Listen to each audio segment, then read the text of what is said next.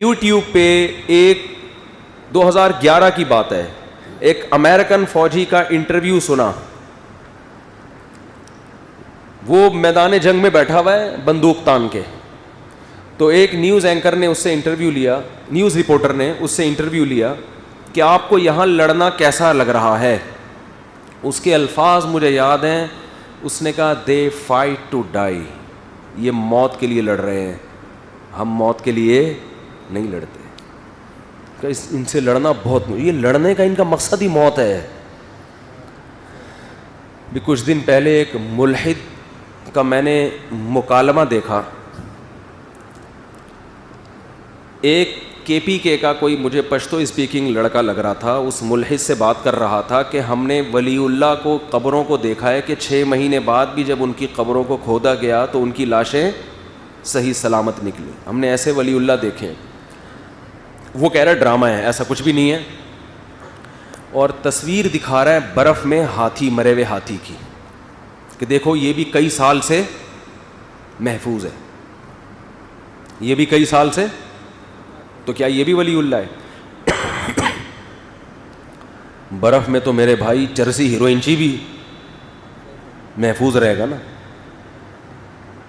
تو میرا دل چاہ رہا تھا کہ میں درمیان میں کال ملاؤں کہ میں نے خود خدا کے خون کی خوشبو سونگھی. الحمد ایک ایک ہفتہ پرانی لاشیں دیکھی ہیں بالکل صحیح سالم.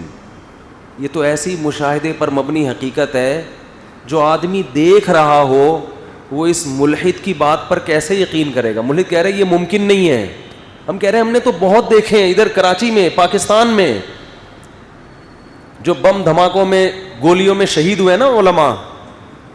میں نہیں کہہ رہا سب محفوظ ہوتے ہیں، بہت سے محفوظ رہتے ہیں. حضرت مفتی عتیق الرحمان شہید رحمۃ اللہ علیہ جو درس قرآن دیا کرتے تھے، 6 مہینے بعد ان کی قبر کھلی ہے. 2 سال بعد. ان کے بیٹے نے مجھے بتایا 6 مہینے بعد. ان کا بیٹا میرا شاگرد ہے. 6 مہینے بعد اسی طرح باڈی سلامت اور خون میں اسی طرح خوشبو جو شہادت کے وقت تھی. صرف ایک نہیں ہے، بہت ہیں. مشاہدے سے بڑھ کر کیا دلیل ہوگی؟ ریڈ کراس کی جو تنظیم ہے نا، جو NGO، ان کے آفیشل چینل پہ میں نے خود خبر پڑھی. پہلے یہ خبر ایک اخبار میں شائع ہوئی کہ ریڈ کراس والوں نے یہ کہا ہے کہ افغانستان میں افغانوں کی لاشوں سے عموماً دیکھا گیا ہے کہ وہ ایک ایک ہفتے بعد بھی محفوظ ہوتی ہیں. سب کی بات انہوں نے بھی نہیں کی کہ سب، بہت سو میں دیکھا ہے. اور ان کے جسم سے خوشبو آ رہی ہوتی ہے، اور ادھر ہی ان کے مخالفین کی لاشیں پڑی ہوئی ہوتی ہیں، وہ ایک دن میں ہی خراب ہو جاتی ہیں اور ان سے سڑی ہوئی بو آتی ہے. یہ یہاں کے کسی نجی اخبار میں خبر آئی. اور اس میں یہ بھی کہ ریڈ کراس والوں نے کہا ہے کہ ہم ان لوگوں کی، ان افغانی جو لڑ رہے ہیں اپنے ملک کو بچانے کے لیے، قبضہ چھڑانے کے لیے، ان کی خوراک پہ ہم ریسرچ کریں گے کہ یہ کیا کھاتے ہیں جس کی وجہ سے ان کی لاشیں ایک ایک ہفتہ سلامت رہتی ہیں. یہاں کے نجی اخبار میں جب یہ خبر آئی تو میں ریڈ کراس والوں کی ویب سائٹ پر گیا، آفیشیل ویب سائٹ پر. میں نے کہا پہلے تصدیق کرو. انہوں نے اچھا انہوں نے حوالہ یہ دیا تھا ریڈ کراس کی آفیشیل ویب سائٹ کا. میں نے اس میں جا کے دیکھا یہ خبر واقعی اسی طرح موجود تھی، لیکن چھوٹی سی نا نیچے کر کے لگائی ہوئی تھی. بعد میں وہ بھی کیا کر دی، اڑا دی. تو جب تک اللہ کی طرف سے موٹیویشن نہیں ملتی، اس طرح کوئی اللہ کی راہ میں اپنی جانیں نہیں دیتا. الحمدللہ افغان طالبان نے صاف طور پر اعلان کیا ہے کہ ہم اپنے ملک کو کسی اور ملک کے خلاف استعمال ہونے نہیں دیں گے. اب دنیا کو ان پہ انگلی اٹھانے کا حق نہیں ہے. انہوں نے کہا کہ ہم امریکہ سے بھی اچھے تعلقات چاہتے ہیں، ہم ایران سے بھی، رشیا سے بھی، پاکستان سے بھی، کسی ملک سے ان کی دشمنی نہیں ہے. اب ان پہ دہشت گردی کا الزام لگا کے انہیں ٹارچر کرنا یہ آپ کے ضدی اور ہٹ دھرم ہونے کی علامت ہے.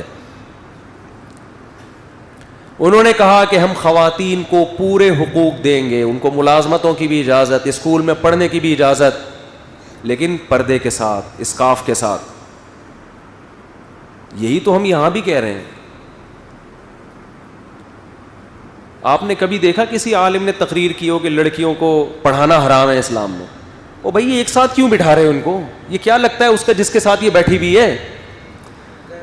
نہیں آ رہی بات سمجھ میں. یہ اس کا کیا لگتا ہے جس کے ساتھ یہ بیٹھی ہوئی ہے؟ لڑکیوں کے لیے الگ اسکول بنا دو, لڑکوں کے لیے الگ اسکول بنا دو, تو کیا جا رہا ہے؟ شرافت سے یہ بات سمجھ میں دنیا کی نہیں آتی. انہوں نے یہ تو ہوگا. اب لوگ تعریفیں کر رہے ہیں, ماشاءاللہ لڑکیوں کے اسکول بھی کھول رہے ہیں, ماشاءاللہ جو خواتین ملازمت کر رہی ہیں اسپتالوں میں ان پہ بھی پابندی نہیں لگا رہے, اور ماشاءاللہ ماشاءاللہ خاتون اینکر اسکارف میں ان سے انٹرویو لے رہی ہیں, ماشاءاللہ سبحان اللہ.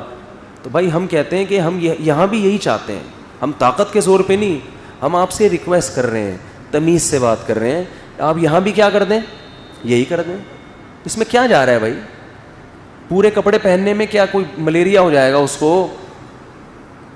یہ کیا مسئلہ ہے؟ یہ اسکولوں میں لڑکیوں کی ڈریسنگ میں یہاں تک گھٹنوں تک ڈریس کا کیا؟ لڑکا جب پورا پراپر ڈریس پہن کے آ سکتا ہے تو یہ لڑکی کیوں نہیں پراپر ڈریس پہن رہی؟